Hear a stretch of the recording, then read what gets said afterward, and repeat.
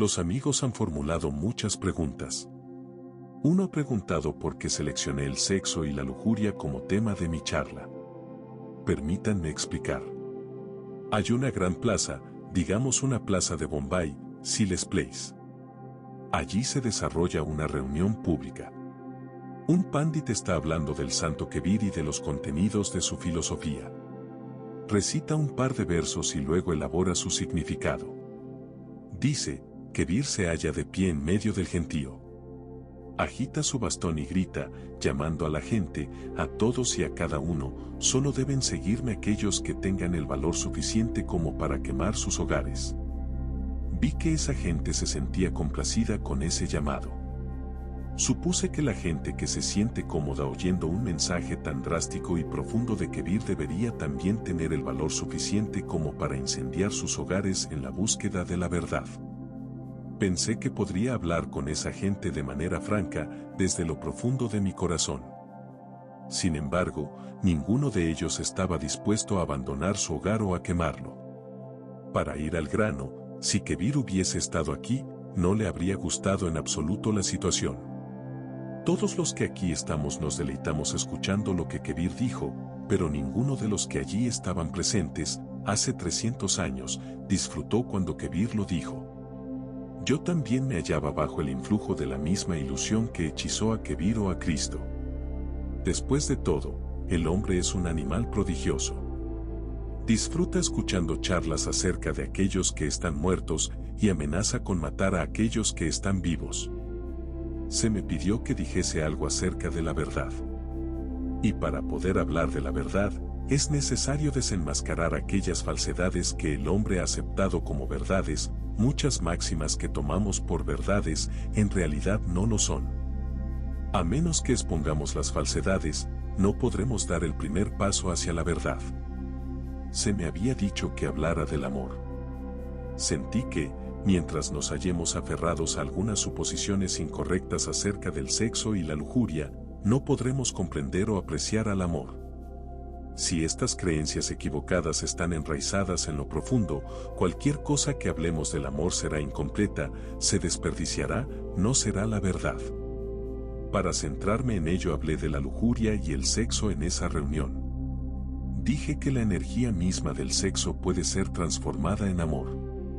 Si un hombre compra estiércol, que en sí es sucio y hediondo, y lo amontona cerca de su casa, en la calle, le será difícil a la gente pasar por allí. Pero si alguien esparce estiércol, abono, en su jardín, en las semillas, éstas crecerán, se extenderán, se transformarán en plantas, darán flores y su fragancia enviará una invitación a todo su alrededor. La gente que pase se encantará. Sin embargo, rara vez debes haber pensado que la fragancia de la flor o es otra cosa que el mismo ofensivo olor del abono. Al elevarse a través de la semilla, el hedor del abono se transforma en el perfume de la flor. El mal olor puede transformarse en un olor placentero. Del mismo modo, el sexo puede transformarse en amor. Sin embargo, ¿cómo puede llenarse de amor aquel que odia al sexo? ¿Cómo puedes transformar al sexo si eres su enemigo? Por esto insistí en que era esencial comprender el sexo, conocer la lascivia. Así que el otro día dije que era necesario transformar al sexo. Pensé que aquellos que reflexionan acerca de la posibilidad de quemar sus propias casas se sentirían complacidos al oír mis charlas llanas y directas. Desgraciadamente, en esto me equivoqué. Ese día, cuando finalicé mi charla, me sorprendí al ver que todos los líderes que estaban en el estrado, los amigos que habían organizado la reunión se habían desvanecido en el aire. No divisé a ninguno de ellos cuando bajé por el pasadizo. Posiblemente habían ido a sus casas para que éstas no se incendiaran. O también es muy posible que corrieran a pegarle fuego a sus casas. El organizador principal tampoco se hallaba presente para agradecerme. Todos los líderes se habían hecho humo. Ya se habían echado a volar antes de terminar la charla. Los líderes son una especie muy débil y también muy rápida. Simplemente, ellos huyen antes que los seguidores. Sin embargo, algunas personas valerosas aparecieron, algunos hombres y mujeres vivaces, viejos y jóvenes. Todos dijeron que yo les había dicho cosas que nunca nadie les había dicho. Dijeron que se les habían abierto los ojos, que se sentían mucho más livianos en su interior. En sus ojos, en sus lágrimas de alegría, había un sentimiento de gratitud. Ellos me pidieron que completara el tema. Esta gente sincera estaba dispuesta a comprender la vida. Deseaban que elaborara más el tema.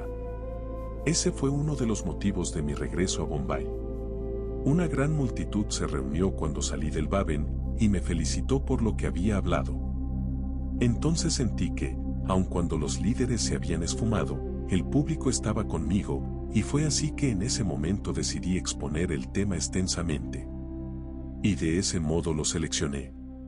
Otro motivo fue que aquellos que huyeron del auditorio habían comenzado a decirle a la gente, por todos lados, que yo hablaba tales blasfemias que la religión sería, con toda seguridad, destruida, que había hablado de temas que volverían irreligiosa a la gente. Por lo tanto, pensé que debía elaborar mi punto de vista, aun cuando fuera solo para replicarles que también debían darse cuenta de que la gente no se volvería irreligiosa si oía charlas acerca del sexo, sino que al contrario, eran irreligiosos porque hasta ahora no habían comprendido el sexo. La ignorancia puede volverte irreligioso. El conocimiento nunca te hará irreligioso. Y afirmo que, si el conocimiento pudiese producir irreligiosidad, prefiero ese conocimiento. Pero por supuesto, no es el caso. El conocimiento es religión y la ignorancia es irreligiosa. Además, esa religión que se aprovecha de la falta de conocimiento no es religión en absoluto, es irreligiosa. Y cuanto antes nos deshagamos de ella, mejor. La luz que le teme a la luz no es luz en absoluto. Es oscuridad disfrazada de luz. No, la luz siempre invita a la luz. El conocimiento siempre da la bienvenida al conocimiento. Y recuérdenlo, la religión no es más que otro nombre para la búsqueda del conocimiento sublime, la percepción de la luz pura. La ignorancia, la oscuridad, es siempre dañina. Si la humanidad es envilecida, si ocurre una completa perversión, si ocurre una desintegración debido a la lascivia, si el hombre se vuelve neurótico debido a la ignorancia respecto al sexo, la culpa no es de aquellos que meditan y reflexionan respecto al tema sexual. La responsabilidad es de aquellos farsantes, líderes y predicadores de la moral y la religión que han intentado mantener al hombre en la ignorancia durante los últimos miles de años. La humanidad se habría liberado de la sexualidad hace mucho tiempo, de no ser por estos opresores. El sexo es normal, pero debemos la invención de la sexualidad a estos gurús religiosos. Este escándalo no podrá ser superado mientras exista ignorancia respecto al sexo. Yo no estoy a favor de la ignorancia en ningún aspecto de la vida. Siempre estoy dispuesto a dar la bienvenida a la verdad, a cualquier costo y peligro. Así que pensé, si un rayo aislado de luz podía producir tanta agitación en la gente, resultaba conveniente separar toda la nebulosa de la luz para clarificar si el conocimiento vuelve al hombre religioso o irreligioso. Fue en esto que me basé para seleccionar este tema, sin lo cual no habría tenido la idea de elegirlo, sin lo cual no habría mencionado en absoluto el asunto. Desde este ángulo, merecen nuestra gratitud aquellos que crearon esta oportunidad e indirectamente me hicieron elegir el tema de estas 4 conferencias. Así que si tienen la intención de agradecerme por la elección del tema, por favor no lo hagan, en vez de eso, agradezcan a aquellos que me están difamando. Ellos me han obligado a hablar de esto. Ahora, yendo al grano, un amigo ha preguntado que, si la transformación del sexo se convierte en amor, ¿quiero acaso decir que también el amor de una madre por su hijo se debe al sexo? Algunos otros también han formulado preguntas similares. Resultará útil comprender esto. Si escucharon atentamente, recordarán que les dije que existe una intensa profundidad en la experiencia del sexo, donde habitualmente nadie llega. Existen 3 niveles del sexo, y deseo hablar ahora acerca de ellos. Uno de ellos es el nivel más tosco. Un hombre acude a una prostituta. La experiencia que allí obtiene no puede ser más profunda que la del nivel físico. Una prostituta puede vender el cuerpo, pero no dar el corazón y por supuesto, no existe forma de vender el alma. Los cuerpos pueden encontrarse, tal como en una violación. En una violación, no hay encuentro de los corazones o las almas. Una violación puede ocurrir solo en el nivel físico, no existe forma de violar un alma. La experiencia de la violación es física. La experiencia primaria del sexo se halla en el nivel fisiológico, pero aquellos que se detienen allí no podrán lograr la experiencia total del sexo. No podrán conocer las profundidades acerca de las cuales he estado hablando. Hoy en día, la mayoría de las personas se ha detenido en el nivel físico. Con relación a esto, es necesario saber que en aquellos países donde los matrimonios ocurren sin amor, el sexo se estanca en el nivel físico, no puede avanzar más allá de ese punto. Ese matrimonio puede ser de dos cuerpos, pero no de dos almas. Sin embargo, el amor solo puede ocurrir entre las almas. El matrimonio puede tener un significado más profundo si existe debido al amor, mientras que los matrimonios que ocurren mediante cálculos de pandits y astrólogos o sobre la base de consideraciones de casta, credo o asuntos monetarios, no podrán ir más allá del nivel físico. Existe una ventaja en este sistema, en el sentido de que el cuerpo es más estable que la mente. Así que en la sociedad en la cual el cuerpo es la base del matrimonio, el sistema matrimonial resultará más estable, durará más, pues el cuerpo no es algo inestable. El cuerpo es casi un factor constante. En él, los cambios aparecen muy lentamente, en forma casi imperceptible. El cuerpo es algo constante, y aquellas sociedades que creyeron necesario estabilizar la institución del matrimonio, mantener la monogamia, no dejar abierta la posibilidad de cambios, tuvieron que renunciar al amor. Tuvieron que extirpar el amor. Esto se debió a que el corazón es la morada del amor, y el corazón es inestable. En esta misma línea, los divorcios serán inevitables en aquellas sociedades en que el matrimonio se basa en el amor. En esas sociedades, los matrimonios cambian a cada instante, no pueden constituir un convenio estable, pues el amor es fluido. El corazón es mercurial, el cuerpo es constante, estable.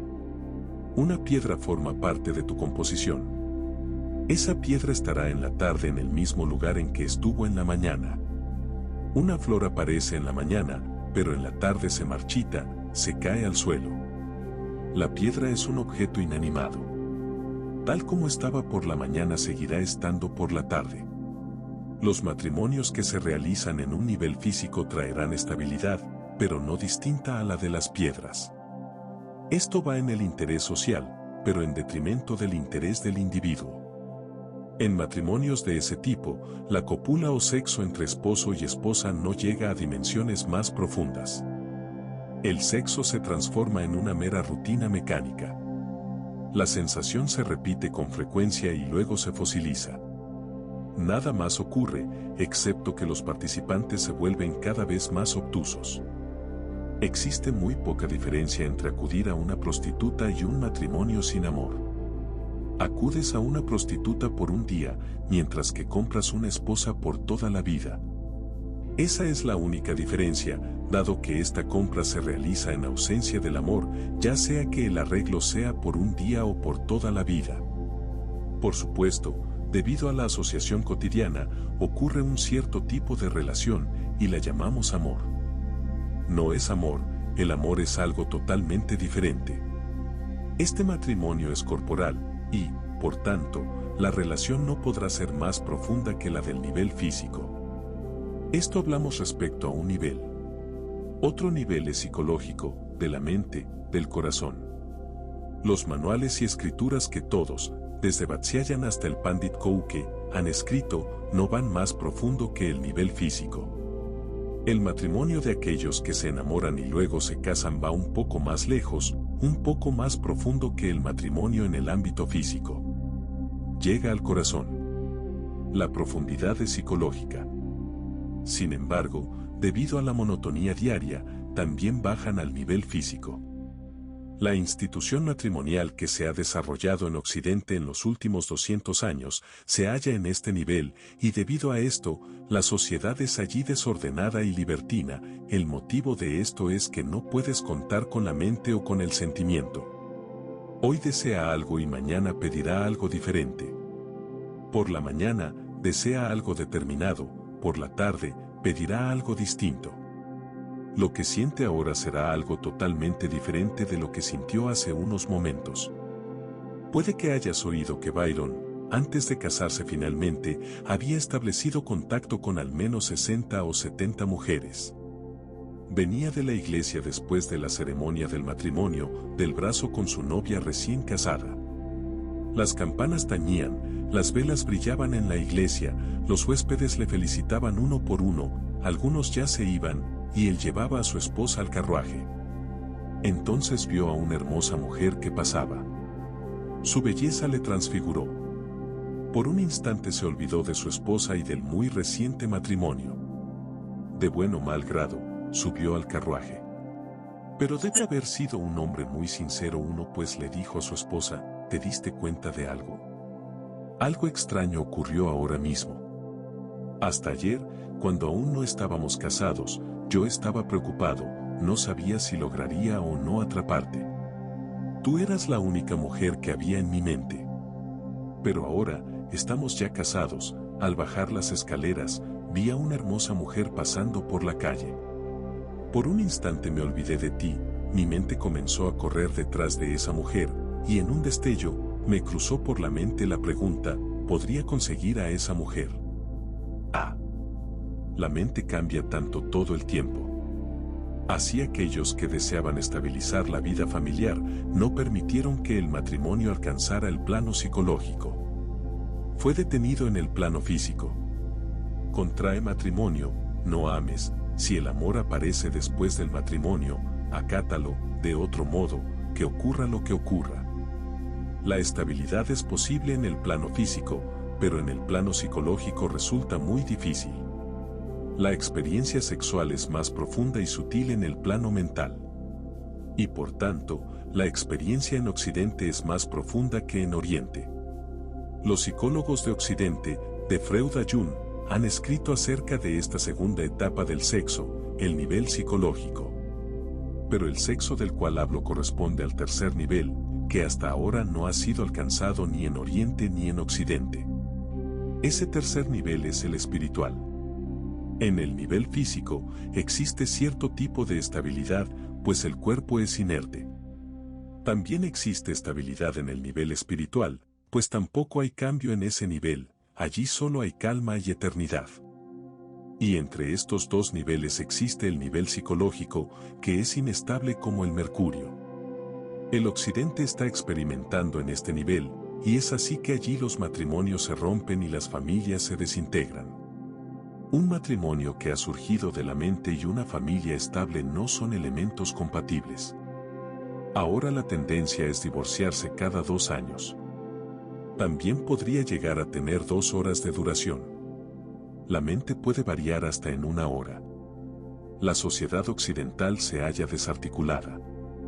En comparación a esto, la sociedad oriental ha sido estable, pero Oriente no ha logrado penetrar en las profundidades sutiles y sublimes del sexo.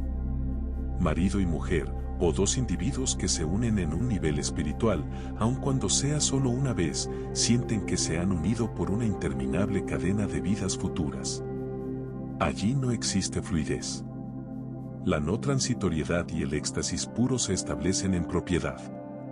El sexo del cual hablo es el sexo espiritual, la experiencia divina. Yo anhelo una orientación espiritual para el sexo, para la lujuria.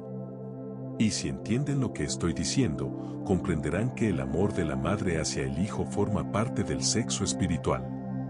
Ustedes dirán que esta es una afirmación disparatada.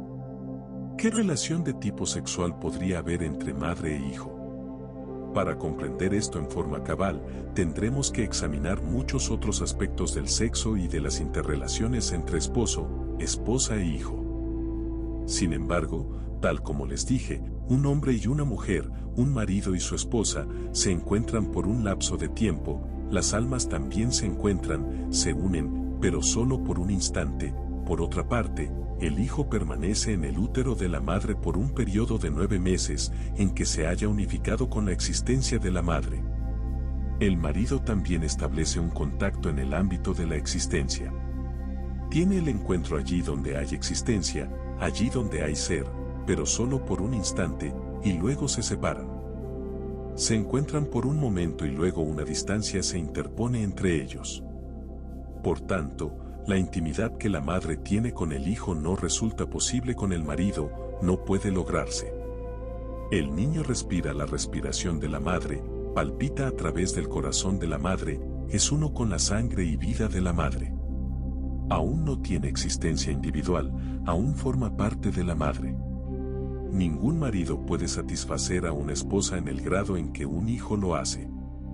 Ningún marido puede jamás entregar una intimidad tan profunda como la que un hijo puede dar.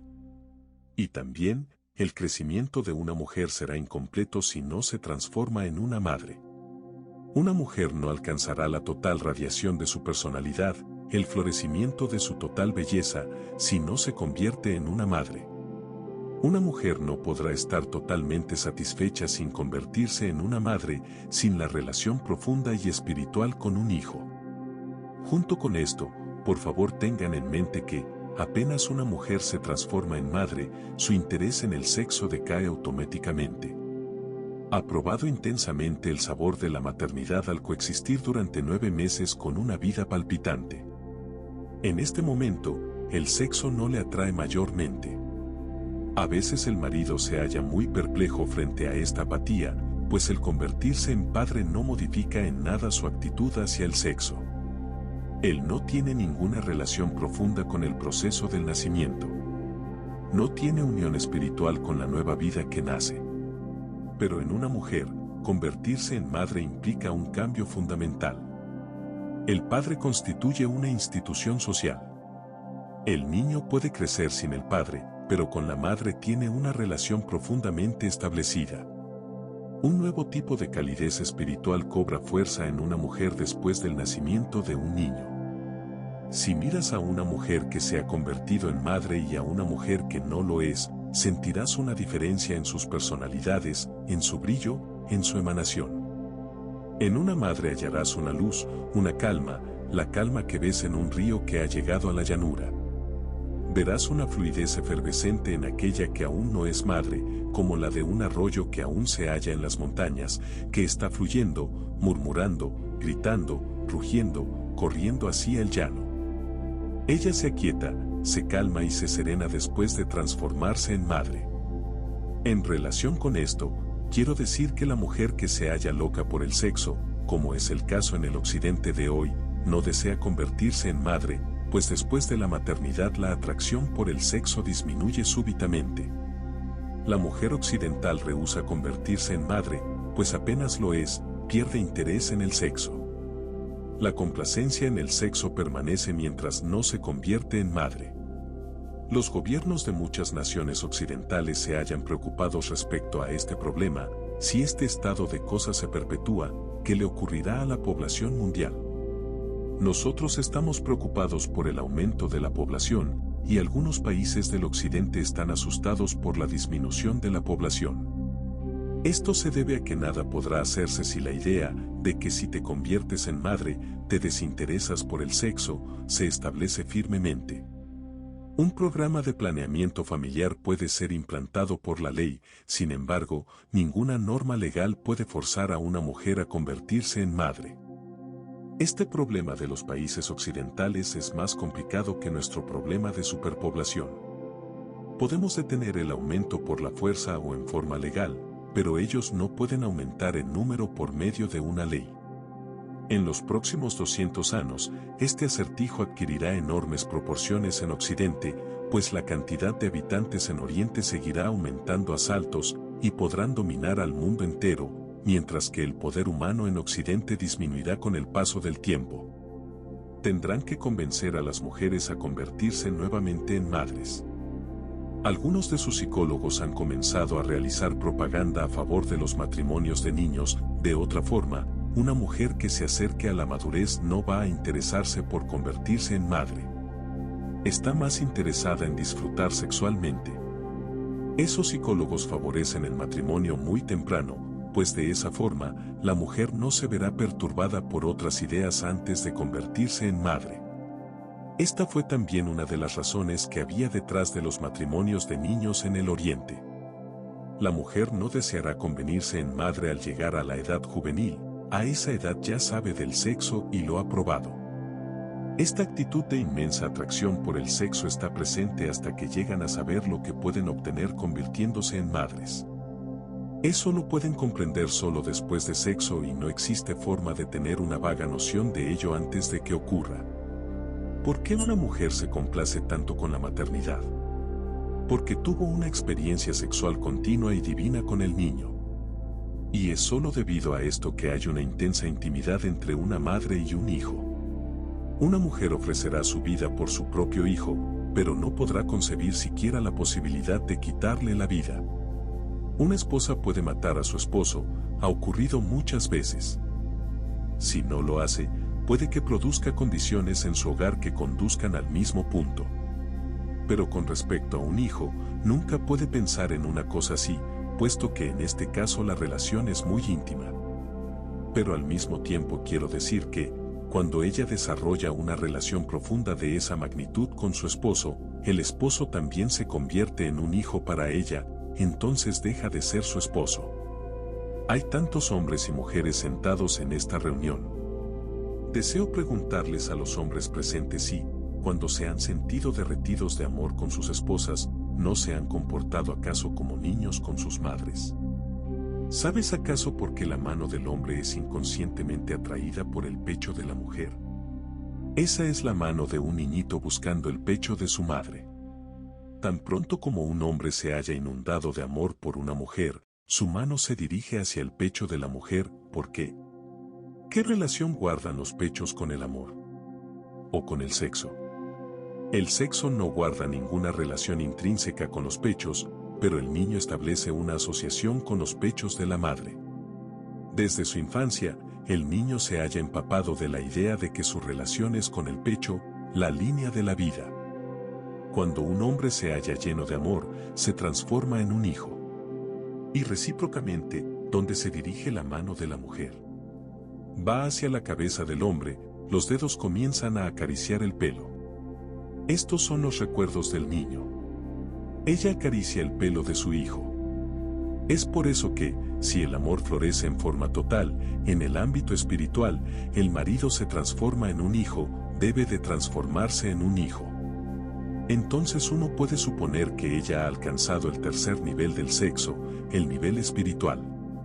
Nosotros no conocemos esta relación. La relación de marido y mujer es el comienzo, no es el final. Es una jornada. Y recuérdenlo, esposo y esposa siempre se hallan en tensión, pues se trata de una jornada. Una jornada siempre es agotadora, solo puedes tener paz al llegar a tu destino. Esposo y esposa no pueden estar calmados, pues siempre se hallan en movimiento, en el camino. La mayor parte de la gente muere en el camino, y jamás llegan a la meta. Debido a esto, siempre hay un conflicto interno entre marido y mujer. Todo el tiempo hay un forcejeo, y a eso lo llamamos amor. Desgraciadamente, ni el marido ni la mujer comprenden el verdadero motivo de la tensión, de la rivalidad. Creen que es un problema de avenencia entre ellos. El marido cree que, si se hubiese tratado de otra mujer, todo habría estado bien, y la mujer piensa que, si se hubiese tratado de otro hombre, es probable que todo hubiera ido bien. Deseo decirles que esta es la experiencia de todas las parejas del mundo. Si se te da la oportunidad de cambiar tu pareja, la situación no cambiará un ápice. Será como cambiar de hombro cuando llevas un ataúd al cementerio. Te cambias de hombro y al principio sientes un alivio. Después de un lapso breve, te darás cuenta de que el peso se siente igual nuevamente. La experiencia de Occidente, donde el divorcio se halla muy difundido, es que la siguiente esposa resulta muy pronto igual a la anterior. De la noche a la mañana, el nuevo marido resulta igual que el anterior. El motivo de esto no se halla en la superficie, sino en lo profundo. El motivo no es un individuo, hombre o mujer, sino que reside en que la cohabitación de marido y mujer es una jornada, un proceso, ni es el objetivo ni la meta. Habrán llegado a la meta cuando la mujer se transforme en una madre y el hombre se transforme en un hijo. Un amigo ha preguntado con relación a esto. Él dice que no me acepta como una autoridad en el tema del sexo. Consiente en preguntarme acerca de Dios, pero no acerca del sexo. Él y algunos de sus amigos vinieron aquí a oír respecto a Dios, por tanto, solo debería hablar de Dios. Quizás no saben que resulta inútil preguntar acerca de Dios a una persona a la que ni siquiera consideramos una autoridad respecto al sexo. ¿Piensas preguntar sobre la cima dorada a una persona que ni siquiera sabe respecto al primer campamento? Si lo que digo respecto al sexo no es aceptable, no deberías venir a preguntarme acerca de Dios. Si no me crees capacitado para hablar ni siquiera del primer paso, tu pregunta resulta superflua. ¿Cómo podría no ser competente para hablar del último paso? La psicología que subyace en esta interrogante es que, hasta ahora, Rama y Kama, la lujuria y Dios, son considerados como enemigos recíprocos. Hasta ahora, también se da por sentado que aquellos que se hallan en busca de la religión no tienen nada que ver con el sexo, y aquellos que escudriñan en el sexo no pueden tener nada en común con los asuntos espirituales. Las dos ideas son una ilusión. La jornada hacia Kama es también la de Rama, la jornada hacia la lujuria es también la que conduce a la luz. La tremenda atracción hacia el sexo es también la búsqueda de lo sublime, y de ahí que uno se halle repleto de sexo.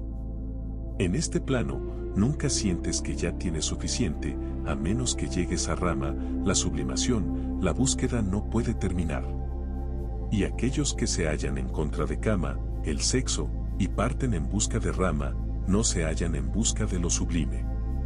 No es otra cosa que escapismo en nombre de Rama. Se ocultan bajo el disfraz de Rama para apartarse de Kama, porque se hallan muertos de miedo respecto al sexo, sus vidas se hallan perturbadas por el sexo. Se refugian repitiendo el nombre de Rama en voz alta, Rama, Rama, a modo de poder olvidarse del sexo, Kama.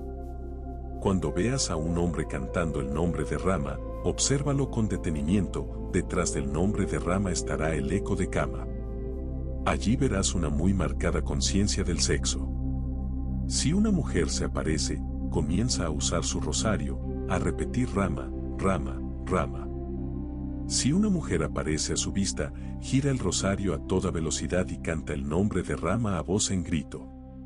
Kama, que está en tu interior, trata de salir, el escapista trata de ignorarlo, ahogarlo y reprimirlo cantando el nombre de Rama.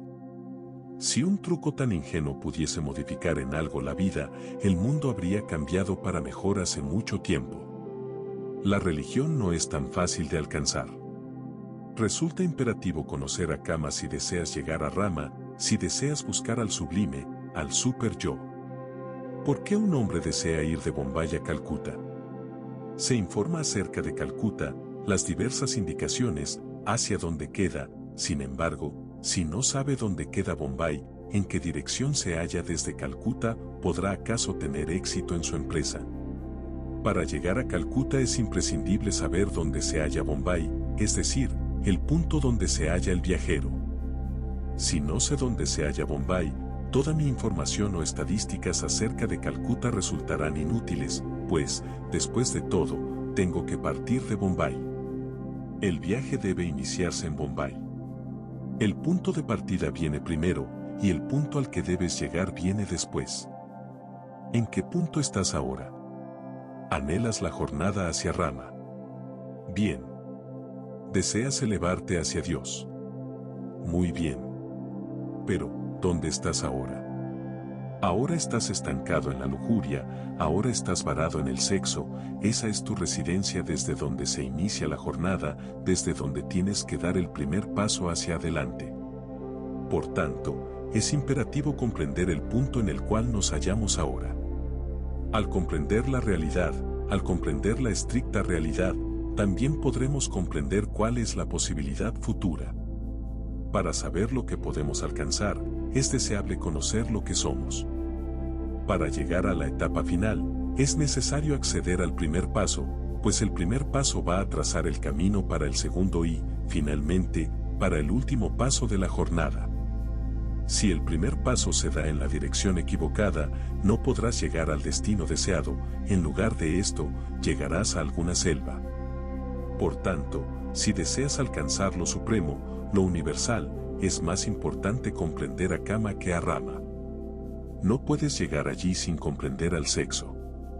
Entonces, mediante una carta, se me informa que las opiniones de Freud podían ser honestas y aceptables, pero, ¿cómo puede el que pregunta considerar las mías como verdaderas y sinceras? ¿Cómo podrías decidir si soy o no sincero y honesto? Si yo digo algo respecto a esto, no podrá resultar decisivo, pues soy yo mismo el que se halla en tela de juicio. El que afirme que soy honesto no tiene ninguna validez. Tampoco tendrá validez el que diga que no soy honesto, pues lo que está en duda es si la persona que está diciendo estas cosas es o no un hombre honesto. Por tanto, cualquier cosa que diga a este respecto no tendrá significado. Será en vano. Puedes experimentar en el ámbito del sexo y descubrir por ti mismo si soy o no honesto. Cuando tengas la experiencia, sabrás la verdad de lo que digo, no hay otra forma de decidir este punto. Por ejemplo, si les hablo sobre técnicas de natación, podrán tener dudas respecto a si mi método es factible y si es o no correcto. Yo replicaría a esto diciendo que fuéramos a un lugar donde pudieras bajar al río y meterte al agua. Si mi sugerencia resulta útil para cruzar el río, deberías concluir que lo que dije era correcto. Acerca del asunto de Freud, quisiera explicarle al amigo que, posiblemente Freud no sabía nada respecto a lo que estoy hablando. Freud es uno de los pocos visionarios que han guiado a la humanidad hacia la liberación, pero él no tenía ni idea acerca del sexo espiritual. El tipo de conocimiento que Freud sistematizó fue respecto al sexo enfermo, su investigación apunta a lo patológico. Freud es un cierto tipo de médico y sus innovaciones son similares a los tratamientos diseñados para enfermos. Él no ha estudiado el sexo normal y sano. Es un erudito investigador de la enfermedad, la perversión, pues su mente se halla fundamentalmente enfocada al tratamiento, a la cura. Por tanto, si te inclinas a confirmar mi veracidad, deberías revisar la filosofía tántrica. El Tantra realizó tempranos intentos por espiritualizar el sexo, pero hemos prohibido pensar sobre el Tantra desde hace miles de años. Los monumentos de Khajuraho y los templos de Puri y Konarak son sus pruebas vivientes. ¿Has ido alguna vez a Khajuraho? ¿Has visto sus iconos? Si es así, debes haber experimentado dos fenómenos extraordinarios. En primer lugar, al ver las estatuas desnudas que copulan, no sentirás que son vulgares. No hallarás nada maligno o vulgar en estas esculturas desnudas que se aparean. Al contrario, sentirás paz, entra en ti una sensación sagrada. Esta reacción produce una completa sorpresa. Los visionarios que crearon estas estatuas hablan visto y conocido el sexo espiritual desde muy cerca. Si ves a un hombre excitado sexualmente, si observas sus ojos, su rostro, lo verás feo, temible, bestial. Verás lascivia perturbadora y feroz en sus ojos. Cuando una mujer ve a un hombre, aun al más querido acercársele lleno de lascivia, verá en él a un enemigo, no a un amigo. El hombre no le parecerá humano, sino un mensajero del infierno. Pero en los rostros de esas estatuas verás una sombra gloriosa de Buda, un reflejo de Mahavira. La serenidad, la emoción en los rostros de las estatuas que se aparean y en los iconos que copulan es la del Samadhi. De ellas emana una cualidad sagrada y serena. Si meditas en esas estatuas, lo único que te envolverá será una ola de eterna paz. Sentirás reverencia. Si temes que la sexualidad se apodere de ti al ver las estatuas e iconos desnudos, te suplico que sin más demora, vayas derecho a Khajuraho. Khajuraho es un monumento único en esta tierra, pero nuestros moralistas, como el difunto Sri Purushottam Tanden y sus colegas, eran de la opinión de que los muros de Khajuraho debían ser borrados mediante un revestimiento de terracota, pues esas imágenes inspiran sexualidad. Me quedé maravillado cuando oí eso. Los que construyeron Khajuraho tenían una intención: si las personas se sentaban frente a las estatuas y las observaban, iban a deshacerse de su lujuria. Han sido objeto de meditación durante miles de años. Se sabe que a personas supersexualizadas se les sugirió que meditaran y se dejaran disolver en esas estatuas. Aun cuando hemos comprobado que esto es una realidad en la experiencia humana, no hemos logrado darnos cuenta de ello. Para dar un ejemplo, si vas andando y ves a dos personas peleando en el camino, te darán ganas de detenerte y mirar la pelea. ¿Por qué? ¿Has pensado alguna vez en qué es lo que obtienes observando peleas de otros? Te detienes, digamos, por media hora, dejando de lado un montón de trabajo, a ver una pelea a puñetazos. Acudes a combates de boxeo. ¿Por qué? Es posible que no sepas que eso produce un efecto curativo. Tu instinto de pelea, profundamente enraizado, se aquieta viendo pelear a dos hombres, se disipa, es expulsado y en igual proporción te calmas. Si uno se sienta en calma, con una mente plácida y medita y observa a los íconos copulando, el maníaco interno, el sexo loco, podría evaporarse. Un hombre acudió a un psicólogo con un problema. Se hallaba muy irritado con su jefe.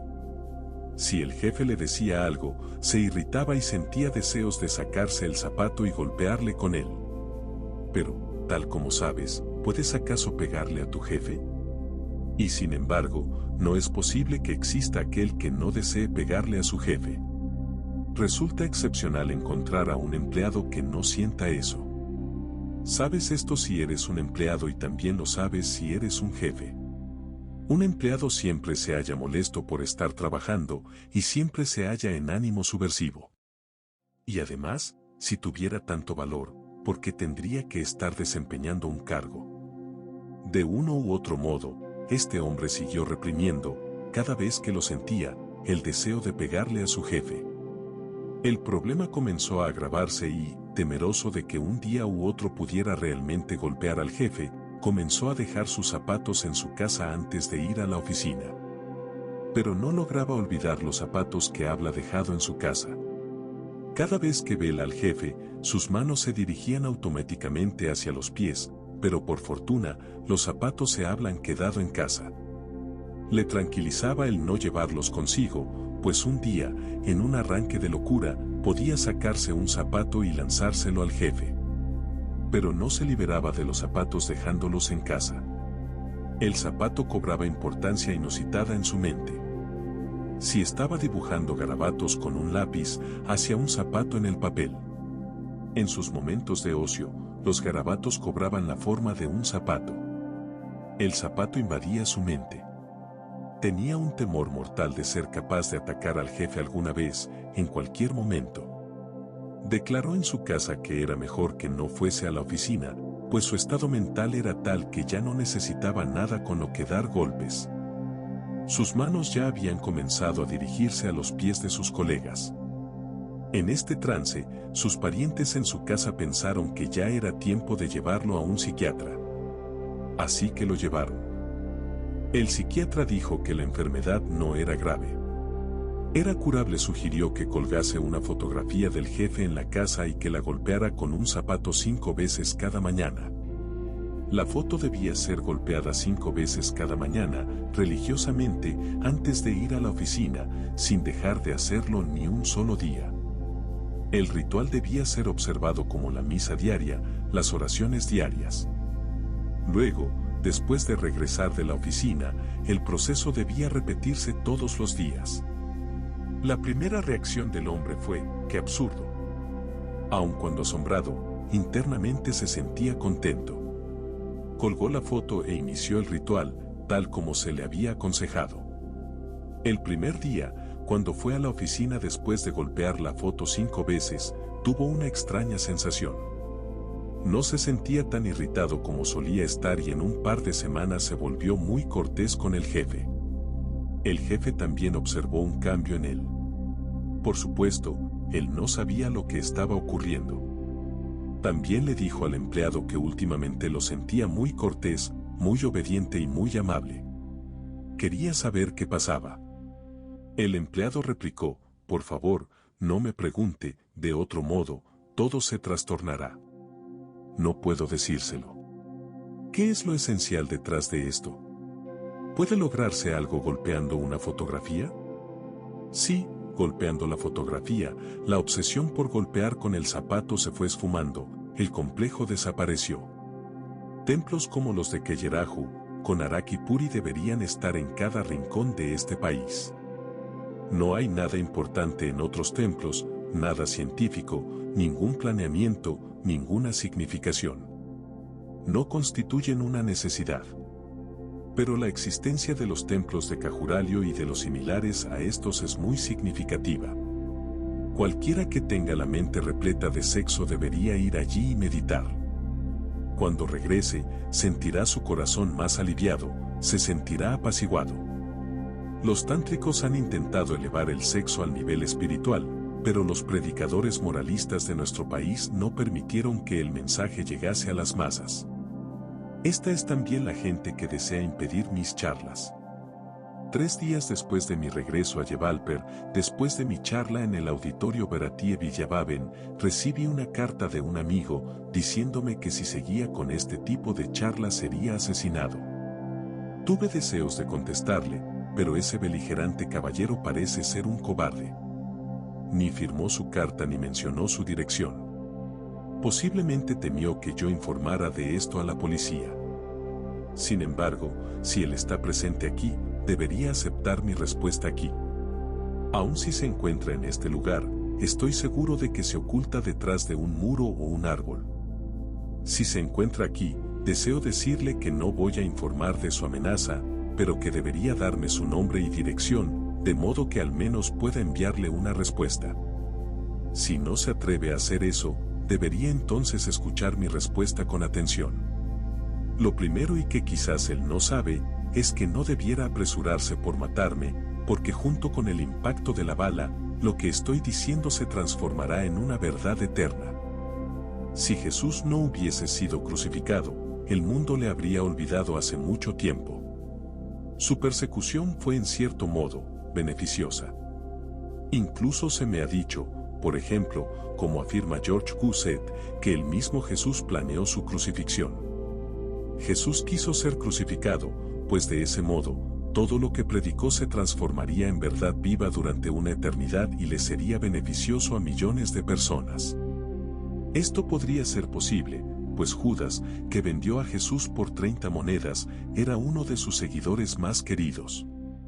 No es muy creíble que aquel que permaneció durante años junto a Jesús pudiera venderle por una insignificante cantidad de dinero, a menos que Jesús le sugiriera que lo hiciese, que se uniera al enemigo y, posiblemente, que arreglase la persecución, de modo que las palabras de Jesús pudiesen convertirse en una fuente eterna de néctar y liberar a billones de personas. Podrían haber habido 300 millones de yaínes en el mundo, y no solamente 3 millones, como es el caso, si Mahavir hubiese sido crucificado. Pero Mahavir murió plácidamente, posiblemente ni siquiera había oído de la muerte por crucifixión. Nadie intentó crucificarlo ni él intentó que lo hicieran. Tampoco Buda ni Mahoma, ni Rama ni Krishna, ni siquiera Mahavir, pero Jesús fue clavado a la cruz. Y hoy en día la mitad del mundo es cristiana. El mundo entero puede ser convertido al cristianismo. Ese es el lado positivo de la crucifixión. Por lo tanto, le digo a mi amigo que no se apresure respecto a eso, de otro modo, se arrepentirá por el resto de sus días. El segundo punto es que no debe inquietarse con la situación, pues yo tampoco tengo la intención de morir tendido en una cama. Me esforzaré lo más posible por lograr que alguien me dispare. No debería estar tan apurado, pues yo mismo lo arreglaré cuando llegue el momento adecuado. La vida es útil, pero cuando uno es asesinado la muerte es también muy útil. la muerte a balazos puede finalizar lo que la vida no pudo completar. Los antagonistas siempre han repetido este grave error: la gente que dio veneno a Sócrates, la gente que envenenó a Mansur, la gente que crucificó a Jesús. Todos estos fueron actos infantiles, fracasados. Y también en forma muy reciente, aquel que le disparó a Gandhi no sabía que ninguno de los devotos o seguidores de Gandhi habría logrado prolongar su recuerdo al grado en que él, por sí solo, lo hizo. Gandhi unió las manos en ademán de reverencia cuando se le disparó y estaba muriendo. Esa reverencia fue muy significativa. Ese gesto de unir las manos fue expresivo, en el sentido de que su último y mejor discípulo habla finalmente llegado, porque fue él quien inmortalizó a Gandhi. Dios ha enviado al hombre necesario.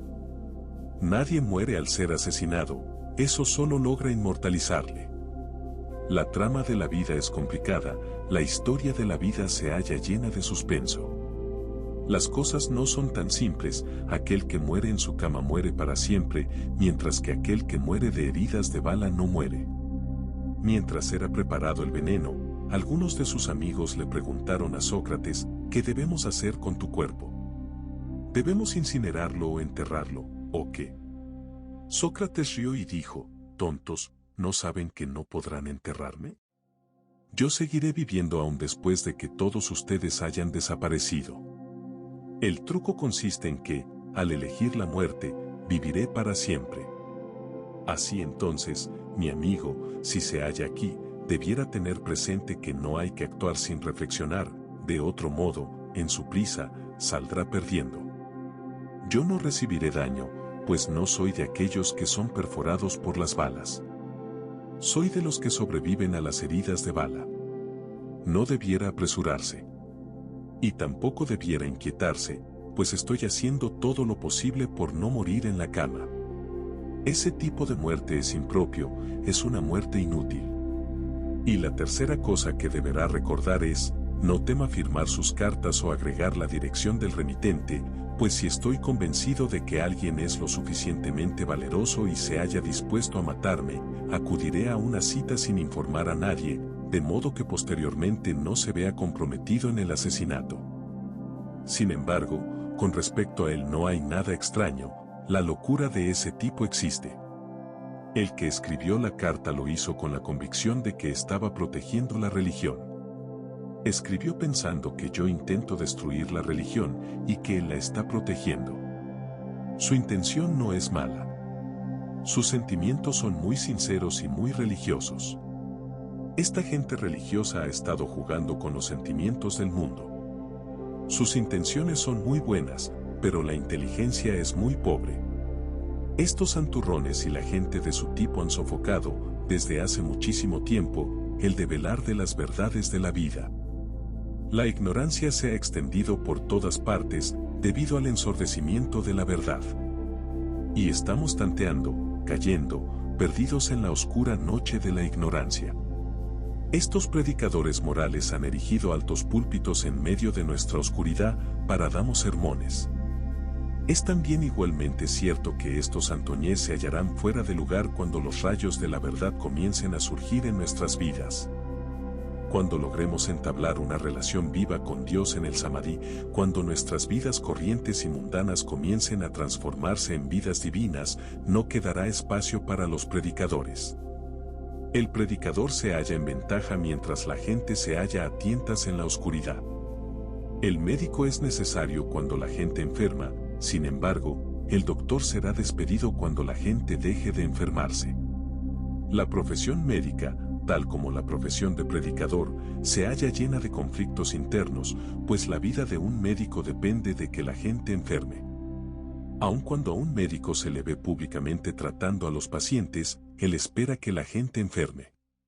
Y cuando hay una epidemia, agradece a Dios por el negocio, por la llegada de la estación. Oí una historia. Una noche, unos amigos estaban teniendo una gran fiesta, bebiendo y comiendo en un bar, disfrutando hasta tempranas horas de la mañana. Cuando comenzaron a irse, el dueño del bar le pidió a su esposa que agradeciese a Dios por enviarles tal cantidad de clientes. Si ese ajetreo seguía así, se volverían ricos. El cliente que estaba pasando la cuenta le pidió al propietario que también rogara por la prosperidad de su propio negocio, de modo que pudiesen venir nuevamente. El dueño del bar preguntó, a propósito, ¿cuál es su negocio, señor? Soy dueño de una funeraria. Mi negocio prospera más cuando muere más gente. En forma similar, la profesión de un médico es curar a la gente, sin embargo, obtiene más dinero si la gente enferma. Su deseo interno es que el paciente no se cure pronto. Así, por tanto, los pacientes ricos demoran en curarse. Los pacientes pobres mejoran pronto, pues el doctor no obtiene mucho si el pobre permanece enfermo por más tiempo. Las ganancias provienen de los pacientes ricos y de allí que su curación se prolongue. Aun cuando no sea así, el rico siempre está mal y es la respuesta a las oraciones del médico. El predicador es también de la misma clase. Cuanto más inmoral sea la gente, mayor sea el crecimiento de los elementos antisociales. Cuanto más se extienda la anarquía, más alto se eleva su púlpito, pues entonces es mayor la necesidad de que los predicadores exhorten a la gente a respetar la no violencia, a seguir a la verdad, a comportarse en forma honesta, a observar esta norma, a respetar esta máxima, etc. Si la gente es virtuosa, moderada, disciplinada, pacífica, honesta, santa, el predicador dejará de existir. Y un hecho más, porque hay tantos líderes y predicadores en la India, más que en ninguna otra parte del mundo. ¿Por qué en cada uno y todos los pueblos y en cada una y todas las casas hay un monje, un pandit, un gurú, un swami o un sacerdote? ¿Por qué hay aquí una multitud tan grande de líderes religiosos? Siendo tantos los santos y gurús que aparecen aquí, uno no debiera concluir de ello que somos gente muy religiosa. Esto se debe al hecho de que, hoy en día, somos una de las naciones más irreligiosas e inmorales que existen en el mundo.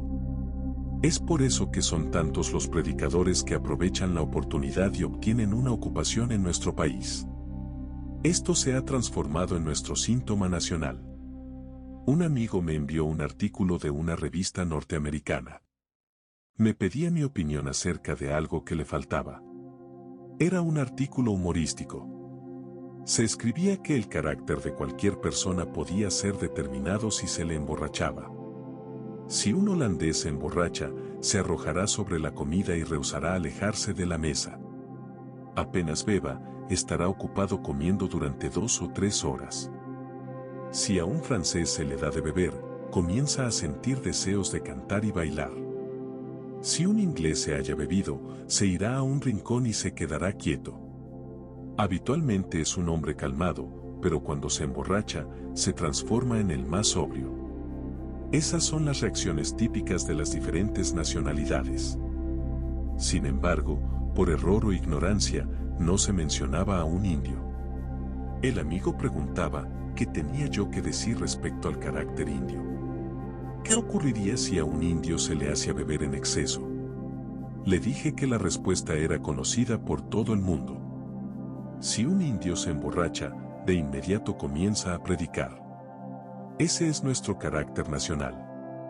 Esta hilera interminable de predicadores, ascetas, monjes y gurús es señal de una enfermedad muy difundida, una indicación de inmoralidad. Y lo más peculiar es que ninguno de estos líderes desea, en lo más profundo de su corazón, que la inmoralidad desaparezca, que la enfermedad sea erradicada, pues si es curada, el predicador ya no sería tolerado. Su deseo más interno es que la enfermedad continúe, que aumente. La forma más fácil de impedir que esta enfermedad sea atendida es dificultar el cultivo de cualquier conocimiento básico acerca de la vida y también atemorizar al hombre respecto a la comprensión de los núcleos más profundos e importantes de la vida, cuyo desconocimiento producirá automáticamente el aumento de la inmoralidad, el libertinaje, la corrupción. Si la gente reconoce e intenta explorar estos núcleos de actividad profundamente aclaratorios, la irreligiosidad y las enfermedades que la acompañan comenzarán a desaparecer una a una. Deseo llamar su atención hacia el hecho de que el sexo es el núcleo más básico y seguro de la inmoralidad. Siempre ha sido el núcleo innato y más influyente de perversión, corrupción e insipidez en el hombre. Y es así como los líderes religiosos nunca desean discutir acerca del tema. Un amigo me ha escrito un mensaje, diciendo que ningún santo ni ningún gurú habla acerca del sexo. Escribe que la alta estima que me profesaba ha menguado debido a mis charlas respecto al sexo. Le respondí que no hay nada malo en ello. En primer lugar, si había respeto, el error se hallaba implícito en él. ¿Por qué es necesario honrarme? ¿Qué propósito había detrás de eso? ¿Cuándo le pedí que me respetara? Si me profesaba respeto, fue su error. Si no lo siente ahora, ese es su derecho. Ni soy un Mahatma ni me interesa serlo. Si yo tuviese el deseo de convertirme en un Mahatma o un gurú, es seguro que no habría elegido este tema para nada. Un Mahatma no puede transformarse en Mahatma si no es lo suficientemente hábil en la selección del tema de sus charlas. Pero nunca he sido un Mahatma. No soy un Mahatma. Y es seguro que no deseo convertirme en uno. Esa posición es también una forma sutil de explotación. Explotación practicada por gurús. No deseo transformarme en un Mahatma, porque el deseo mismo es una proyección de un egoísmo sutil y refinado. Soy un hombre y eso me basta. ¿No es acaso suficiente ser solo un hombre? ¿Acaso no puede el hombre estar satisfecho sin sentarse en los hombros de otros hombres, sin imponerse sobre otros, sin adquirir poder de una forma u otra? Siendo solo un hombre, estoy feliz y satisfecho en la posición en que estoy. Deseo la grandeza para la humanidad. Anhelo un hombre más elevado. ¿Y no es acaso una grandeza convertirse en un hombre con todo el potencial de la cualidad humana? Y todo hombre puede volverse grande. Los días de Mahatmas y gurús han terminado. Los Mahatmas ya no son necesarios. Un gran hombre es esencial, lo que ahora necesitamos es una gran humanidad. ¿Han habido muchos grandes hombres que obtuvimos de ellos? No necesitamos grandes hombres, sino una gran humanidad. Me gusta que al menos una persona se desilusione. Al menos una persona se ha dado cuenta de que no soy un gran hombre. Este es también un gran consuelo, la desilusión de un hombre. Este amigo me ha enviado el mensaje en un intento de seducirme con ser un Mahatma. ¿Cree que yo podría convertirme en un gran gurú si dejo de discutir este tipo de temas? Hasta ahora, los Mahatmas y gurús se han visto engañados por ese tipo de técnicas y como resultado, esta gente grande, pero débil, no discutió estos temas que podrían haber resultado desastrosos para sus posiciones de gurú, Mahatma. Tentados a salvar sus tronos, nunca les importó en qué grado estaban influyendo maliciosamente en la vida. A mí no me interesa el asiento en lo alto del pedestal, no sueno con eso. No tengo intención de lograr eso. Por otra parte, temo el momento en que alguien desee hacer de mí un Mahatma. Hoy en día, los gurús o Mahatmas no son escasos. Es deseable hacerse pasar por uno. Siempre ha sido así. El núcleo del pensamiento no es cómo poner a nuestro alcance a los Mahatmas, sino que el punto central es cómo puede evolucionar un hombre verdadero. ¿Qué podemos hacer para lograr ese objetivo? ¿Hacia dónde dirigir nuestros esfuerzos? Tengo la esperanza de que los elementos básicos que discutimos acerca del tema les guíen a romper las barreras en la dirección apropiada. Con esa luz, aparecerá un camino a la vista. La transformación gradual de tu lascivia, tu sexo, es posible en la dirección del alma. Ahora, tal como estamos hoy, somos lujuria, no alma. Mañana podremos transformarnos en alma también, pero solo mediante la transformación gradual del sexo como un todo, y entonces se iniciará la jornada. Y luego hay muchas preguntas similares respecto a lo que dije ayer. Consideraré algunos puntos centrales con relación a esto. Les dije que en el coito debería haber una conciencia continua de la vislumbre del samadhi. Uno debiera intentar aferrar ese punto, ese aspecto del samadhi que relampaguea como el rayo en medio del coito. Eso que, como un fuego fatuo, aparece por un segundo y luego desaparece. Uno debiera esforzarse por conocerlo, por familiarizarse con él, por aferrarlo. Si al menos en una ocasión puedes activar totalmente el contacto, sabrás que en ese momento no eres un cuerpo, no eres corpóreo. Durante esa fracción de tiempo, no eres un cuerpo. En ese momento te vuelves alguna otra cosa, el cuerpo se deja atrás y te transformas en alma, tu verdadero yo. Si tienes una vislumbre de ese resplandor al menos una vez, podrás darle casa para establecer una relación más profunda y duradera con él a través de la dhyana o meditación. Y entonces, el camino hacia el samadhi queda al descubierto para ti. Cuando esto se vuelva parte de tu conocimiento, saber y vida, no quedará espacio para la lascivia sexual. Un amigo se halla temeroso respecto a qué le pasará a nuestra progenie, nuestra raza, si el sexo desaparece de este modo. Si de esta forma, todo el mundo llega al celibato por vía del samadhi, ¿qué pasará con la generación futura? Es totalmente seguro que no habrá el tipo de niños que hay ahora. La forma actual de procreación es para los gatos, perros y animales inferiores, no para el hombre. ¿Qué tipo de mentalidad es esta? La de engendrar niños en forma inconsciente. Esta generación masiva, sin propósito, inútil, accidental. ¿Cuán grande se ha vuelto nuestra muchedumbre? La población se ha agrandado en tales proporciones que, según los científicos, si no se hace algo a tiempo, en 100 años más no habrá espacio para mover los dedos de los pies. Siempre te sentirás en medio de una congregación, donde mires te encontrarás con una reunión en sesión. Resultará necesario convocar a una reunión.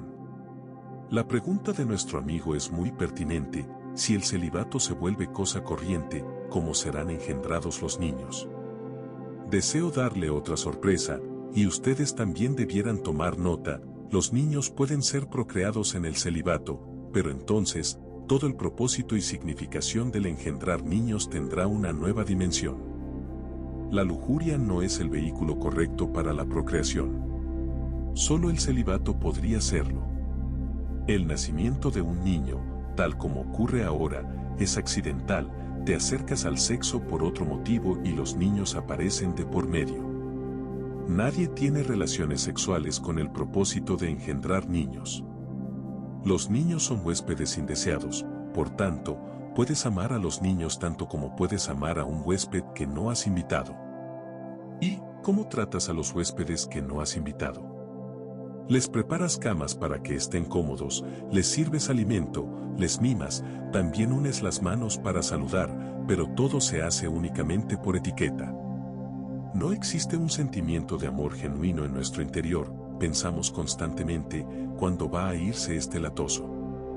El mismo tratamiento tendrán los niños indeseados, simplemente porque nunca quisimos tenerlos, estábamos buscando otra cosa. Ellos fueron subproductos. El niño actual no es un producto, es un subproducto. Ellos no son producidos. Aparecen como el ollejo que viene con el grano. Y es así que el mundo entero ha estado empeñado en salvar al sexo de estos accidentes. El control de la natalidad se desarrolló sobre la base de esta actitud del hombre. Se desarrollaron instrumentos artificiales, de modo que podamos disfrutar del sexo y también nos salvemos de los niños. Desde hace mucho tiempo, se han hecho grandes esfuerzos por rescatar al hombre de este mal, incluso las antiguas escrituras védicas Ayur mencionan los remedios. El egoísta erudito moderno también se halla incómodo respecto a este asunto del que se preocupaban los pandits de la Evade hace 3000 años. ¿Por qué? ¿Por qué se concentra el hombre en investigar esto? Los niños producen tormentas. Aparecen de improviso, traen la carga de la responsabilidad, y también existe el peligro de la apatía que se crea en las mujeres hacia el sexo, especialmente después de haber dado nacimiento a uno o más niños.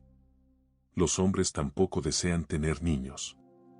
Puede que un hombre desee tenerlos si no tiene ninguno. No porque ame a los niños, sino porque ama a sus posesiones. Cuando una persona desea tener un hijo, no te engañes creyendo que su alma se halla ansiosa por un hijo, por un ser humano inocente. Trabajando duro, amasa riqueza, y quién sabe quién va a posesionarse de ella después de su muerte. Por lo tanto, necesita a un heredero de su sangre para resguardar sus bienes, para disfrutarlos. Nadie desea a un niño solo por el niño. Intentamos protegernos, pero ellos aparecen cuando lo desean. Disfrutamos del sexo y de pronto, el niño se nos aparece en medio.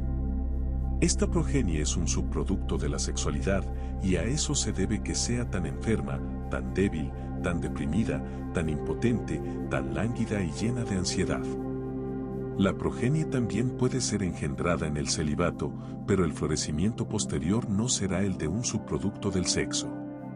Allí, el sexo será el medio de traer al niño y no el fin en sí. Te subes a un avión para ir a Delhi. El avión es un medio para llegar a Delhi. Al llegar a tu destino, no dirás que no quieres bajarte del avión. Habiendo ya alcanzado el estado superconsciente a través del sexo, habiendo alcanzado el estado de brahmacharya, el estado de comunión con la divinidad, el nacimiento de un niño sería un producto en verdad una creación. Pero hasta ahora nuestra ingeniosa mente se ha concentrado en construir mecanismos de defensa para evitar a los niños y poder disfrutar el sexo plenamente. Los esfuerzos deberían dirigirse en dirección opuesta. Sin embargo, tal como estamos ahora, queremos quedamos pegados a nuestro asiento, aun después de llegar al aeropuerto Palam. ¿Entiendes? Si el brahmacharya se extiende, las innovaciones se dirigirán al ámbito espiritual. En este momento, el impulso se dirige en la dirección opuesta, es decir, rechazar a los niños y disfrutar del sexo, solo por el gusto del sexo. Sin embargo, le pregunto a mi amigo, ¿por qué se halla tan preocupado por salvar al mundo del brahmacharya? Tanta preocupación surge ahora respecto a que el brahmacharya, el celibato, puede detener la procreación y terminar con el mundo. Amigo mío, la posibilidad del brahmacharya es, en este momento, nula. Y seguirá siendo nula mientras se halle presente esta extraordinaria, insensible y consciente falta de respeto por el sexo. No hay peligro para el mundo desde ese ámbito. Pero la posibilidad de extinción aumenta día a día, debido a la continua producción accidental. El mundo acabará si se siguen produciendo niños de este modo. No necesitaremos bombas atómicas o de hidrógeno. Esta población que se multiplica constantemente, este lascivo subproducto de gusanos de multitud, se destruirá a sí mismo. El hombre que sea resultado del brahmacharya será de diferente estirpe. Tendrá una longevidad que ahora no podemos imaginar. Estará en excelentes condiciones de salud, no tendrá enfermedades. Su forma y figura serán las de una estatua majestuosa. Una fragancia etérea emanará de su personalidad, bondad, amor, verdad, belleza y religión serán su carácter. La religión será parte innata en él.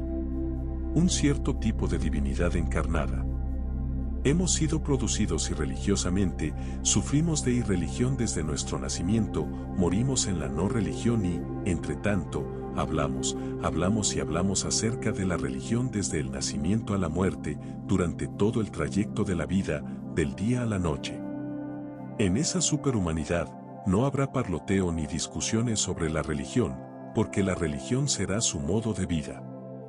Hablamos acerca de aquello que no está presente en nuestra vida. Generalmente, no hablamos de aquello que sí forma parte de ella. Por ejemplo, no hablamos del sexo, porque esa es nuestra forma de vida, pero si hablamos de Dios, pues esa no lo es. En realidad, hablamos y quedamos satisfechos hablando acerca de aquello que no podemos alcanzar u obtener. ¿Te has dado cuenta de que las mujeres hablan más que los hombres? Las mujeres siempre están ocupadas hablando de una cosa u otra, con los vecinos, con cualquiera. Sin intentar ofender a nadie, dicen que es muy difícil imaginar a dos mujeres sentadas durante mucho rato en el mismo lugar sin que se hablen la una a la otra.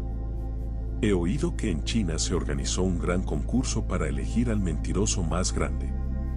Todos los mentirosos del país se reunieron en el lugar convenido. El ganador debía obtener una gran recompensa. Cuando le tocó el turno, un hombre dijo: fui a un parque y vi a dos mujeres sentadas en un banco, cada una en lo suyo. Estaban en silencio.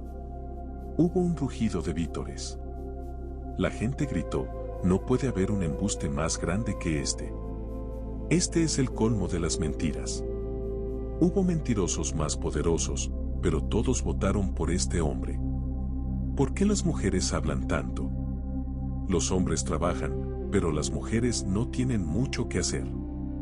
Cuando no hay trabajo, no hay acción, siempre hay charla ociosa. Este tipo de inconveniente femenino es el carácter nacional de la India. No hay progreso, solo charlas y discusiones. El hombre nuevo que surja del brahmacharya no será parlanchín, sino que vivirá, no hablará y hablará respecto a la religión, sino que vivirá en ella. La gente olvidará entonces a la religión como tema de discusión, pues ésta formará ahora parte de su naturaleza. Pensar en ese hombre, imaginárselo, es prodigioso, inspira un temor reverente. Han nacido hombres como esos, sin embargo, sus nacimientos fueron accidentales. Ocasionalmente, de vez en cuando, nace un hombre de tal hermosura que ni siquiera las ropas lo hacen más bello. Se eleva, sin vestiduras, desnudo. El brillo de su belleza se extiende a todo su alrededor, la humanidad se agolpa en torno a él para verlo, para echarle una ojeada a la verdad viviente. Un hombre tal brillaba tanto, con tanta vitalidad que aunque su nombre era Brahmana, la gente le llamaba Mahavir. Tal era el brillo del brahmacharya en el que la gente se postraba frente a este hombre Dios. A veces nace un Buda, nace un Cristo, nace un Confucio.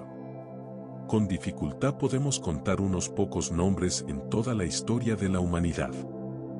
El día en que los niños nazcan del celibato, originados por una divina comunión, posiblemente no les guste como suena la frase, niños a través del celibato, pero estoy hablando de una nueva concepción, una posibilidad más noble. El día que el niño florezca del celibato, la humanidad será tan hermosa, tan poderosa, tan considerada, tan energética, tan inteligente, que el conocimiento del yo, o del super yo, o de la conciencia universal, no estará muy lejos. Aun cuando imaginar esto resulta difícil, permítanme clarificarlo mediante un ejemplo. Si le dices a un insomne que tú puedes dormir apenas pones tu cabeza sobre la almohada, es muy probable que no lo crea. Dirá que cambia de lado en la cama, que se levanta, se sienta, recorre su rosario, cuenta ovejas, pero no se duerme. Dirá que eres un mentiroso. ¿Cómo puede ser posible dormirse instantáneamente, con solo tenderse en la cama? Se quejará de haber intentado un montón de experimentos sin haber logrado dormir profundamente, a veces, ni siquiera durante toda la noche. De un 30 a un 40% de los residentes de Nueva York toman pastillas para dormir, y los psicoterapeutas temen que, en un plazo de 100 años, nadie pueda dormir de forma natural. En ese entonces, todo el mundo tomará tranquilizantes para irse a la cama. Si esta es la condición de higiene mental en Nueva York, lo mismo sucedería en la India en otros 200 años, pues los líderes indios no se rezagan demasiado en cuanto a copiar a los extranjeros. No podemos estar muy atrás. Si plagiamos todo lo suyo, ¿cómo podríamos ignorar esto? Así, es posible que en 500 años todos los hombres del mundo tomen píldoras para dormir antes de acostarse. Al nacer, un niño pedirá un tranquilizante, y no leche, porque no podía sentirse relajado en el útero. En ese momento, resultará difícil convencer a la humanidad de que 500 años atrás la humanidad solía cerrar los ojos y dormirse sin barbitúricos. Dirán que eso no es posible. ¿Cómo podrían haberlo hecho? En forma similar, resultará muy difícil convencer a la humanidad nacida del celibato de que la gente era deshonesta, ladrona, asesina, que los hombres se suicidaban, tomaban veneno, bebían alcohol, se acuchillaban unos a otros o guerreaban. Tampoco creerán que el hombre solía nacer del sexo más tosco, ni un ápice más profundo que el nivel físico. Un sexo espiritual podría surgir, una nueva vida podría comenzar. Durante los últimos 4 días, les hablé de la posibilidad de alcanzar el nuevo nivel de existencia espiritual. Han escuchado mis charlas apaciblemente y con mucho amor, aun cuando escuchar discursos como estos en forma apacible debe haber resultado muy difícil. Deben haberse sentido confundidos. Un amigo se me acercó y me expresó que temía que unas pocas personas, que pensaban que no se debía hablar de este tema, se pusieran de pie y vociferaran que interrumpieran la charla. Podían protestar airadamente en contra de la discusión de un tema como este en público. Le dije que habría sido mejor que hubiese habido gente tan valerosa. ¿Dónde hay hombres tan valerosos que se pongan de pie en una reunión pública y le pidan al orador que interrumpa la charla? Si hubiese personas tan valientes en este país, se habrían acallado hace mucho tiempo los montones de disparates que desde altos estrados dice una larga fila de tontos.